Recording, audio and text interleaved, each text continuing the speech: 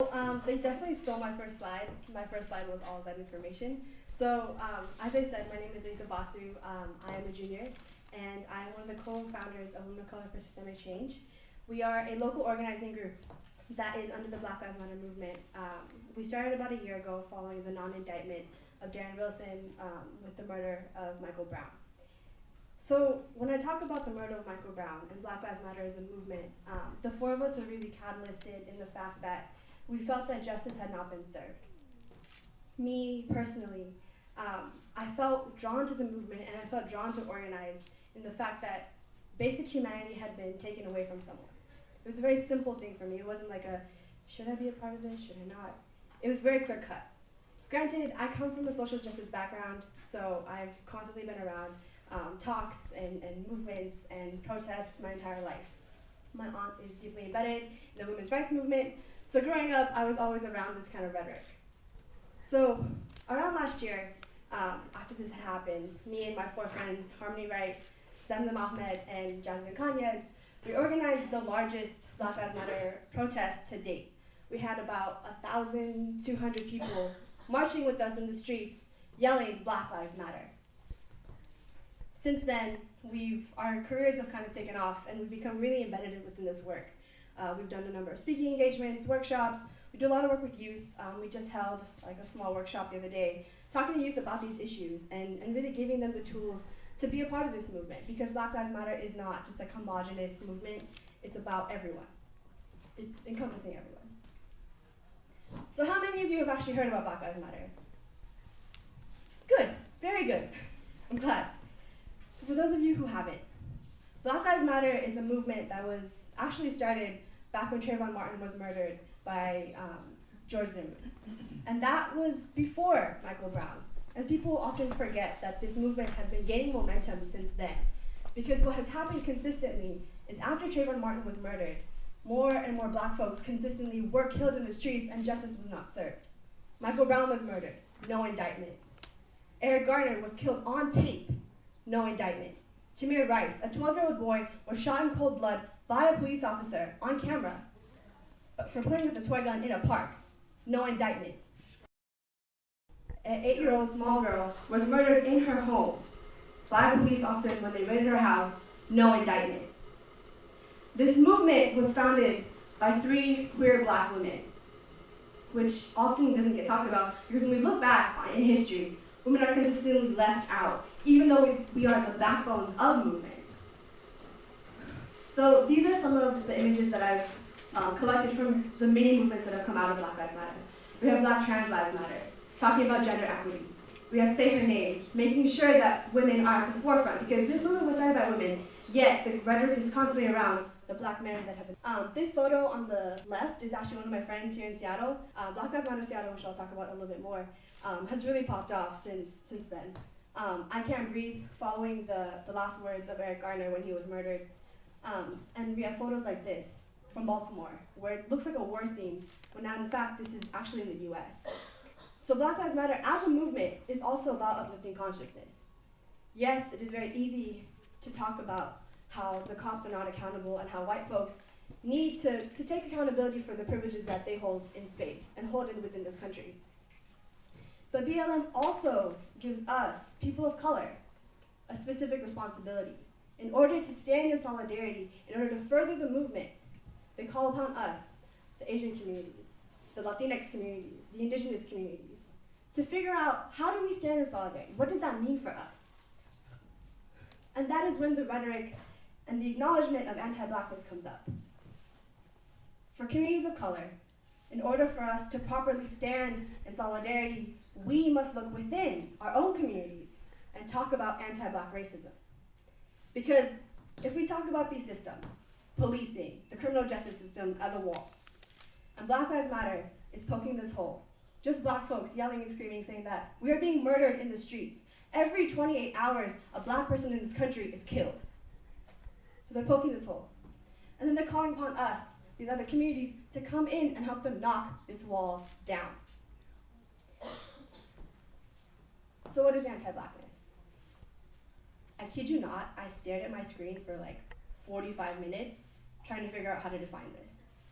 Because anti-Blackness is not something that you can look up in the dictionary.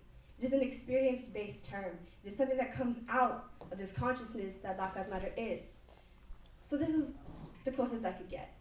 Because keeping in mind that when we talk about racism, when we talk about anti-Blackness, defining it then limits the ways in which we think it manifests in our life, even though it is deeply embedded in almost everything that we talk about. And I'll talk a little bit more about the specific South Asian context in a little bit. So how do we as South Asians contribute, perpetuate, and manifest this in our culture? Through my research, which is a little bit different than the research that was discussed before, I've identified these three specific places. So South Asian beauty norms. This is something that has consistently shown up in my own life.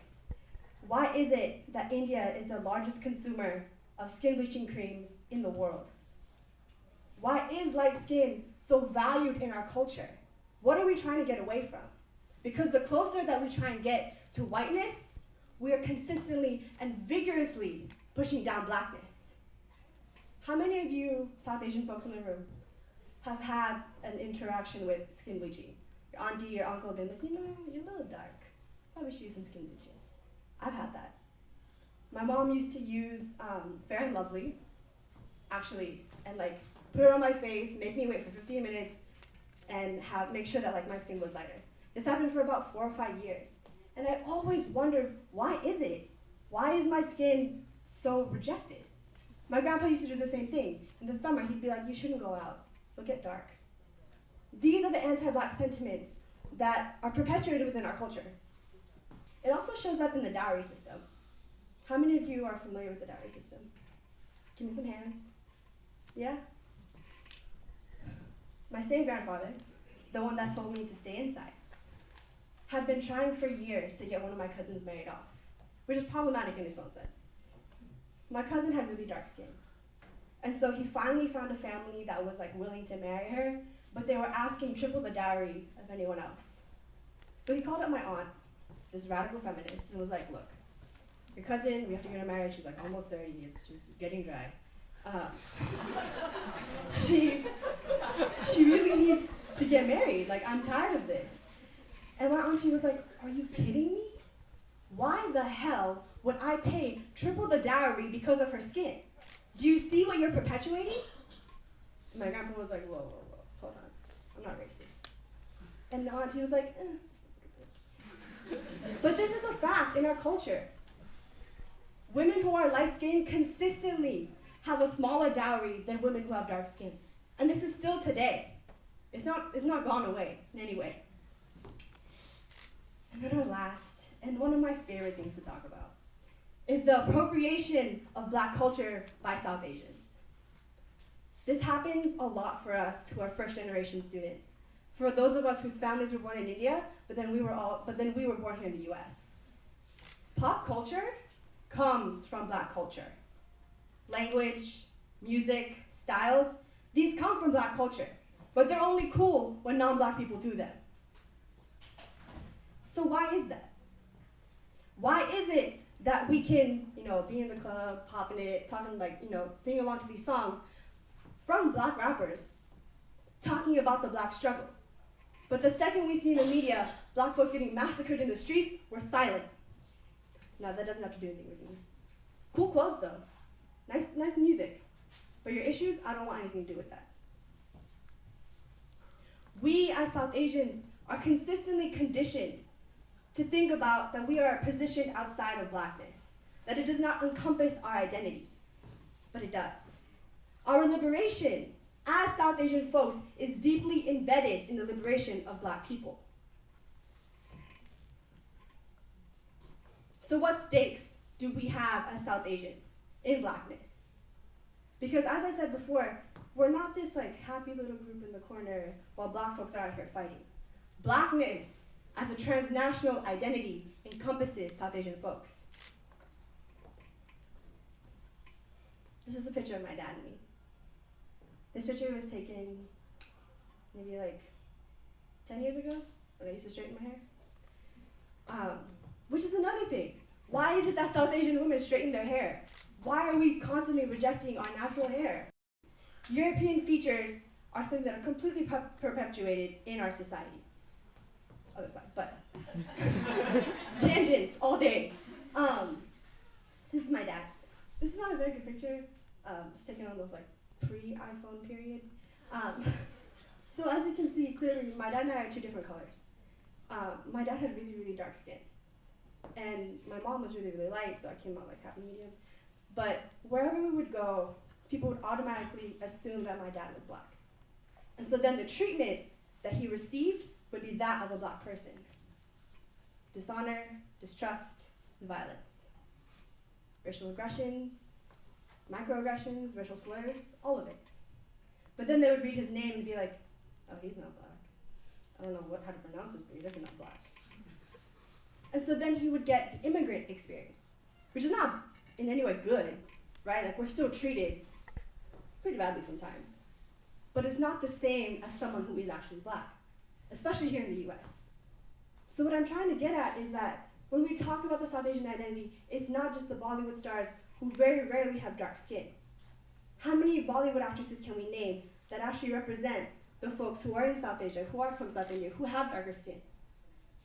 Kajol's like the closest we get, maybe? And even at that, her skin is lightened.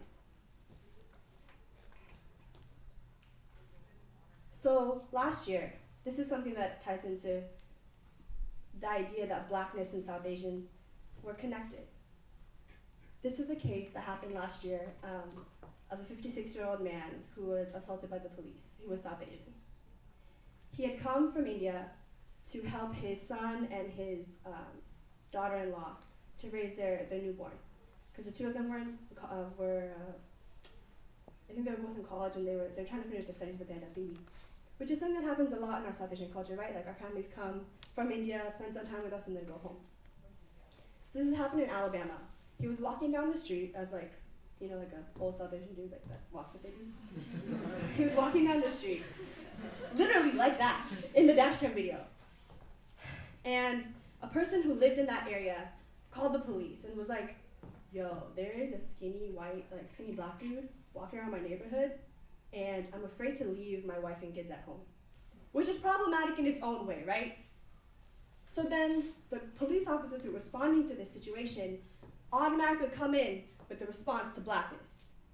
They roll up on him, literally roll up on him onto the sidewalk and start yelling at him, where are you going? Who are you? Why are you here? He doesn't speak English. This adds another layer to what they're doing. So they continue to interrogate him in English. And he's pointing to his house like, I live there, I'm trying to go there, but they're not responding. So every time he's trying to physically show them, my house is over there, they take that as violence. Because blackness is synonymous with violence in this country. So then they put his hands behind his back and slam him to the ground, leaving him paralyzed. He's 56. That's how old my dad was. His skin is dark, like my dad. Our stakes in this are high. After his recovery, his whole left side is to this day paralyzed. This officer luckily was charged with first-degree assault. Had this person actually been black, I don't know what would have happened. Because the South Asian community, we have this mono-minority myth that most of us work with Boeing and most of us work with Microsoft and all that. So we're given this pedestal of they're building our planes and they're building our computers, so. But why is that? That privilege does not come freely. There's also a consequence to that. Another question for you. I'm all about interaction and don't like this, but how many of you have heard about the caste system in India? So for those of you who don't know, the caste system still to this day exists. It's a hierarchy that's constructed in India, and at the very, very bottom are the untouchables. Proper word is Dalits. And so what is really interesting, and my research really focuses on Dalit and black struggle and the similarities and finding the structures between them, is the fact that Dalit folks are also the darkest folks in India. When we talk about blackness, the transnational identity shows up in South Asians through Dalits. The persecution of Dalit women is at a rate that's exponentially higher than upper caste women. When I say upper caste, I'm talking about myself. They're locked out of economic opportunity, similar to the way that Black folks are here in the US. And also last year, there was a Dalit woman who was gang raped in India. And this was the first time that there was a mass movement that was built around that. Because for so long, Dalit women had been persecuted and raped and murdered at rates that were extremely high, but no one talked about it. Because once again, Blackness is put at the bottom. My mom, when I was talking to her about this, she was like, why are you meeting with Dalit people? She was like, what are you doing? Have I not taught you anything? And I was like, Mom, this is what I'm talking about. Why are you so against this? Growing up in these systems, we then become conditioned on how to treat people who are darker than us. So it's very easy for us as South Asians to align ourselves with the Black community here in the US, because that then requires us to not talk about our own privilege back home. If you remove me here from the US and put me in India, I'm no longer the most oppressed. I then hold privilege because of my caste, because of my religion, because of my skin color. So when I talk about anti-Blackness, when I talk about Blackness as a whole, when we talk about liberating Blackness, we're talking about our own people as well. The Black women contingency that was traveling around the US has written and was really calling out to Black Lives Matter, saying, we stand with you. We understand what's going on. We experience similar things. Caste and race are not the same thing, but they're very similar. I actually have an excerpt from an interview that was done with one of the Dalit women, where she says,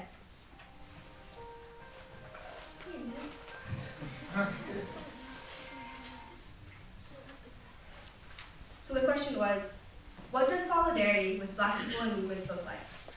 She says, I think sometimes South Asian organizers use Black organizing as a release valve for their caste privilege. For most South Asians in the diaspora, it is a lot easier to talk about Blackness because then the people at the top of the race hierarchy are the white supremacists. And you don't have to look at the caste privilege that exists, not just within your own identity, but within your family as well. It is easy to say Ferguson matters, even as you ignore all of the massacres that their Sarvana infrastructure has unleashed onto Dalit communities. While many South Asians have solidarity with Black people, there's also a core strain of anti-Blackness within South Asian identity that is rooted in caste privilege. This is the most important part, many of the prejudices that South Asians have towards Black people are rooted in the ways that they have been taught to think about darker people in the subcontinent.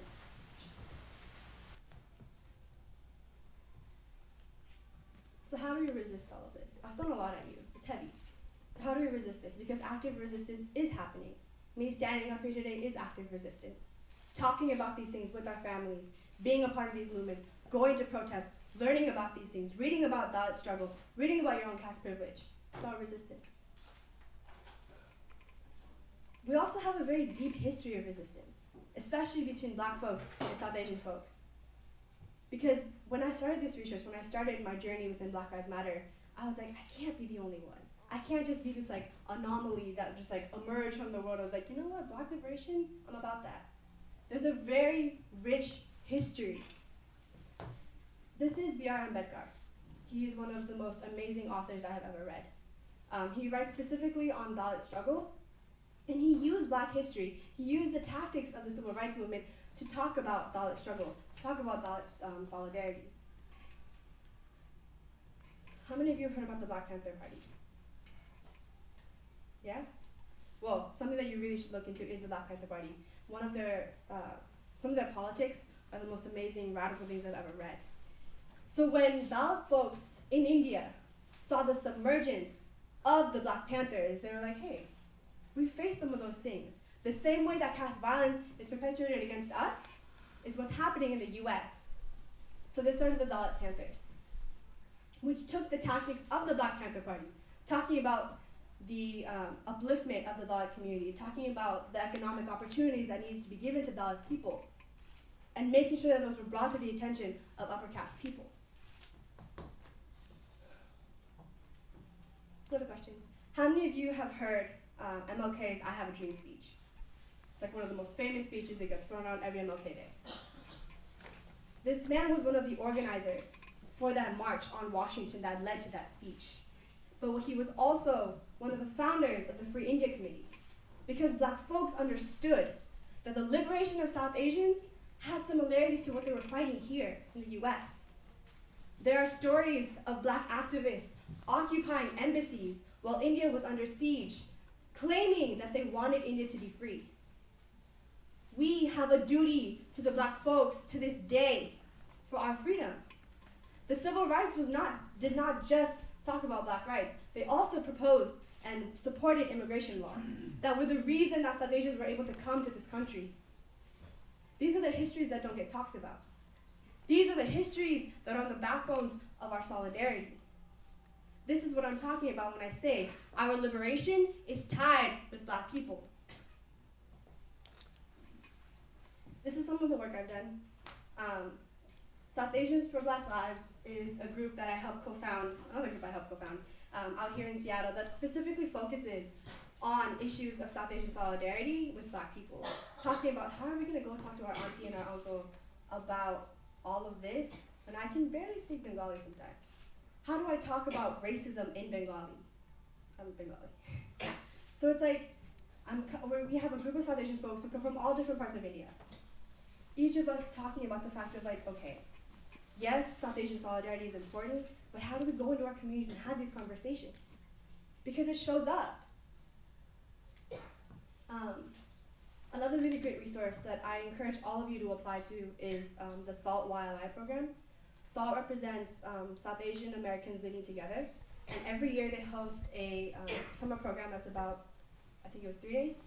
It's called the Young Leaders Institute, and every year they focus on a social justice issue. So last year, the one that I went to in DC was focused on South Asian anti-Blackness and solidarity. So you can imagine how excited I was. I went and I met an amazing group of South Asian folks who are just as passionate about this as I was. I was given all the resources and all the readings, the things that you've seen today, that have funneled into my research right now. This photo is from Black Brunch, which is something that we did last year. For every Sunday, we would go into an establishment, like a brunch spot, and we'd read off the names of black folks who had been murdered, all black folks who had been murdered. Because we need to remind people that this movement is not dying down. Just because we're not in the streets every day does not mean the movement is gone. Black folks are still fighting today for their humanity. So we need to reclaim these spaces and make people, put them on notice that this movement is not going anywhere. And this photo is actually from the first protest that I talked about. Another really cool thing to check out is Unfair and Lovely. It's an Instagram account and a Tumblr account that shows pictures and really spotlights beautiful dark-skinned South Asian women. So if you like DM them, you like slide in their DMs and you're like, hey, I want to be featured. And they really talk about these issues of like changing the narrative about like what South Asian beauty is, because as I said before, South Asians come in every color and size and shape.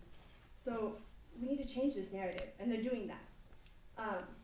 These images I showed you earlier are from another Tumblr account called Black and Basic Secret History, and every single day they post another activist or organizer who was a part of like either the civil rights movement or something in India that they fought for each other, right? It is very male dominated, so it's there, but it's not completely there, which is kind of sad. So I wanted to end today with a chant and a quote that really drives me in my work and encompasses a lot of what I talk about. It's a quote from Assata Shakur, who is a Black Panther, is one of like my all-time heroes. If you have a chance, if you ever get to read for leisure, you should read her book. It's an autobiography of Assata Shakur, and the quote goes like this. Please repeat after me, because you're all very silent and I don't like it. So, it is our duty to fight for our freedom. It is our duty to fight for our freedom. It is our duty to win. It is our duty to win. We must love each other and support each other. We must love each other and support each other. We have nothing to lose but our chains.